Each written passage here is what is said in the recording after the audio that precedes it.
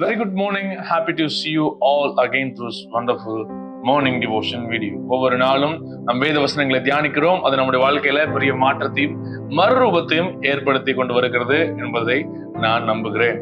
இந்த மாதத்துல ஒவ்வொரு நாளும் இந்த மார்னிங் டிவோஷன் வீடியோல ஒரு வேதாகம பெண்ணை குறித்து சில பாடங்களை கற்றுக்கொள்ளலாம் என்று சொல்லியிருந்தேன். போன வீடியோல ஒரு ரூத் என்கிற ஸ்திரியை கொடுத்து பார்த்தோம். இந்த வீடியோலும் கூட ஒரு நாம ஸ்திரியை கொடுத்து பார்க்க போகிறோம். என்னோட கூட சேர்ந்து வாசிக்க கேட்கிறேன். 1 சாமுவேல் 1 அதிகாரம் 10 வசனம். அவள் போய் மனம் கசந்து மிகவும் அழுது கர்த்தரை நோக்கி விண்ணப்பம் பண்ணி. யார்? அன்னாள். அன்னாளிடத்திலிருந்து நாம் கற்றுக்கொள்ள வேண்டிய காரியம். அன்னாளுடைய வரலாறு உங்க எல்லாருக்கும் தெரியும் நான் நினைக்கிறேன். அன்னாளுக்கு குழந்தை இல்லாது இருந்தது. ஆனா இந்த அன்னாளுடைய சக்காலத்தி அவர்கள், அண்ணானுடைய கணவன் அவர்கள் இதை புரிந்து கொள்ள அவரால் முடியவே இல்லை. அவங்க எல்லாருக்கும் இந்த அவளோட டீப்பஸ்ட் சாராவா, இவளோட மோசமான அந்த சூழல்ல இவ வாழ்க்கையில இருக்கிற அந்த இஷ்யூஸை யாராலையும் புரிந்து கொள்ளவே முடியும். 3 விதமான இஷ்யூஸ் இவளுக்கு இருந்துச்சு. ஒன்னு எமோஷனல் இஷ்யூ, அதுக்கு அடுத்து பிசிக்கல் இஷ்யூ, மூணாவது சைக்காலஜிக்கல் இஷ்யூன்னு சொல்லுவோம். இந்த விஷயம்லாம் இருக்கு. பிசிக்கலா குழந்தை பிறக்க முடியல, அது ரொம்ப வேதனை, அங்க ஒரு பிரச்சனை இருக்கு.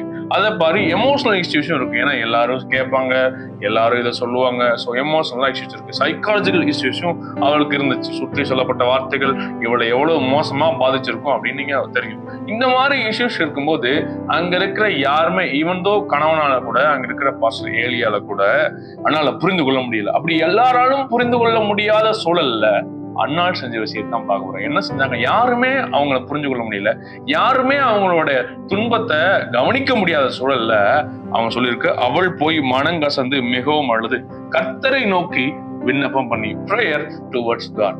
அன்னாள் இடத்திலிருந்து கற்றுக்கொள்ள வேண்டிய காரியம் அதுதான். மோசமான சூழல் வாழ்க்கையில் ஏற்படுத்தும் பொழுது, சிவியரான பிரச்சனைகள் வரும் பொழுது நாம எங்க போய் நிக்கிறோம்? That is what the most important question I want to ask you in this morning.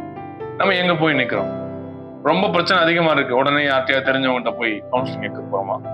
இது ரொம்ப மோசமான சூழல் இருக்கு, இது இருக்கு, நீங்களே அதை பண்ண முயற்சி பண்றீங்களா? உங்களுடைய சக்தியாலே அதை முயற்சி பண்ணிட்டு இருக்கீங்களா? இந்த பிரேயர் என்ன தெரியுமா? என்னால முடியாத ஆண்டவரே, உங்களாலதான் இதை முடியும் அப்படின்னு சொல்ற இடம் தான் பிரேயர். நான் இனிமேட்டு என்ன இந்த விஷயத்தை குறிச்சு நான் எதுவும் பண்ணி ஜெயிச்சிட முடியாது இயேசுவே, உங்களால மட்டும்தான் முடியும் அப்படின்னு போய் நிக்கிற இடம் தான் ஜெபம். அப்படி போய் நம்ம கடவுளத்துல நிக்கிறோமா? தேவனிடத்துல நம்மளுடைய விஷயங்களை சொல்றோமா? நம்மளால ஹேண்டில் பண்ண முடியாதங்களை விஷயங்களை ஆண்டவர்கிட்ட ஹேண்டில் பண்ண முடி கொடுக்குறோமா? இந்த அண்ணாள் கூட. ஏன்னா அண்ணாளால அந்த இஷ்யூஸை ஹேண்டில் பண்ண முடியல. ஷீனோஸ் இனிமேட்டு நம்மளால எதுவும் பண்ண முடியாதுன்னு அவளுக்கு தெரிஞ்சிருச்சோ என்னமோ தெரியல, அவள் உடனே தேவன்கிட்ட போய் ப்ரேயர் பண்ண ஆரம்பிச்சிட்டா. ஸோ உங்க வாழ்க்கையில இப்பேற்பட்ட சூழல்கள் ஏற்படலாம். மனுஷங்க புரிஞ்சு கொள்ள முடியாத, என் கூட இருக்க ரிலேட்டிவ்ஸ், வீட்டுல இருக்க சொந்த நெருக்கமான நபர்கள் புரிந்து கொள்ள முடியாத சூழல் ஏற்படலாம். ரொம்ப சிவியரான ப்ராப்ளம் இருக்கலாம். அப்படி இருக்கும்பொழுது வெரி கோ, நீங்க எங்க போய் கொண்டு இருக்கிறீங்க? அதை நீங்க இந்த காலை வேளையில யோசிக்க அன்பாய் நான் கேட்கிறேன். If your problem is severe, you need to pray severe. உங்களுடைய பிரச்சனை தீவிரமா இருந்தால் உங்கள் ஜெபமும் தீவிரமா இருக்க வேண்டும். இதை நான் அடிக்கடி சொல்வதுண்டு. எப்பெல்லாம் ரொம்ப நெருக்கமான, ரொம்ப மோசமான, ரொம்ப அழுத்தமான சூழல் நீங்க போறீங்களோ அப்பெல்லாம் நீங்க ஜெபிக்க அன்பாய் கேட்கிறேன். ஜார்ஜ் முல்லர் என்கிற தெய்வ மனுஷன் உங்களுக்கு தெரியும். இந்த ஜார்ஜ் முல்லர் எப்படிப்பட்ட மனுஷன்னா, ஜெபித்தே ஜெயம் பெற்ற ஒரு மனுஷன். அவங்க வாழ்க்கையில எப்பெல்லாம் பிரச்சனை வருதோ, எப்பெல்லாம் சிவியரான ப்ராப்ளம் வருதோ, எப்பெல்லாம் அழுத்தங்கள் அவருக்கு அதிகமாகுதோ அப்பெல்லாம் அவருக்கு ஜெபிக்கிற வழக்கம். ஒரு முறை அவருடைய அனாதை இல்லங்கள்ல 2000 குழந்தைகளுக்கு மேல இருக்காங்க. 2000 குழந்தைகளுக்குமே உணவு இல்லைங்க. உணவு இல்ல, அடுத்த வேளை உணவு கொடுக்கணும், இன்னும் ஒரு சில நிமிடங்களை உணவு கொடுத்தே ஆகணும் அந்த பிள்ளைங்களுக்கு. அந்த பிள்ளைகளை எல்லாத்தையும் அவரு தட்டை எடுத்து உட்காருங்க, அவங்களுக்கு சாப்பாடு வரும் அப்படின்னு சொல்லி பிளேட்டை வச்சுட்டு ப்ரேயர் பண்ண சொல்லிட்டாரு. இப்ப சாப்பாடு கொடுக்கறதுக்கு பிளேட்ல வைக்கிறதுக்கு எதுவுமே இல்லை. அவர் ப்ரேயர் பண்ணாரு. ரொம்ப சிவியரான சூழல், ரொம்ப அழுத்தமான ஒரு சூழல். அழுத்தமான சூழல மனுஷங்களை தேடி அவர் போகவே இல்லை. மாறா அவர் ப்ரேயர் பண்றாரு, ஆண்டவரே இந்த பிள்ளைகளுக்கு தேவையான உணவை தாரு.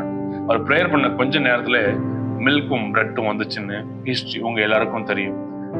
அங்க இருந்த ஒரு பால் வண்டி ரிப்பேர் ஆகி ஒரு மில்க் வந்துச்சு, அப்புறம் ஒரு பேக்கரியில இருந்து பிரெட்டும் வந்துச்சு அப்படின்ற ஹிஸ்டரி உங்க எல்லாருக்குமே தெரியும். ஸோ வென் யூ ப்ரே, உங்க அழுத்தமான சூழல் எல்லாம் மாறுகிறது. இந்த அன்னாளை போல நீங்க ப்ரேயர் பண்ணீங்கன்னா கண்டிப்பா உங்க அழுத்தமான சூழல் மாறும். இந்த அன்னாள் ஜெபம் பண்ணாங்களே, ஜெபம் பண்ணது மட்டும் கேட்டு ஆண்டவர் சும்மா விட்டாரா? இல்லவே இல்லை. எவ்வளவு பெரிய மாற்றங்கள் அன்னாளோட வாழ்க்கையில வந்து தெரியும்னு நினைக்கிறேன் உங்களுக்கு.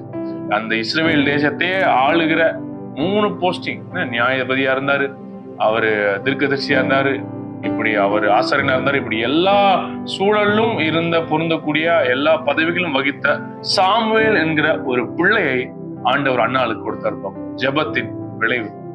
நீங்க உங்க பிரச்சனையின் சூழல் மத்தியில என்ன பண்றீங்க? ஜெபிக்கிறீங்களா? அல்லது வேற யார்கிட்டயா போயிட்டு இருக்கீங்களா? அல்லது பிரச்சனையை பார்த்துட்டீங்க? இந்த காலை வேளையில அன்னாளை போல உங்க பிரச்சனை அதிகமா இருந்தா உட்கார்ந்து முழங்கால் போட்டு ஜெபிக்க நான் கேட்கிறேன். நீங்கள் ஜெபிக்கும் பொழுது உங்களுடைய வாழ்க்கை கண்டிப்பா ஜெயமா முடியும். இந்த நாளை ஜெபித்து ஆரம்பிங்கள். இந்த நாளை கூட ஆண்டவர் அற்புதமா மாற்ற வல்லவராக இருக்கிறார். Thank you. God bless you and have a great day.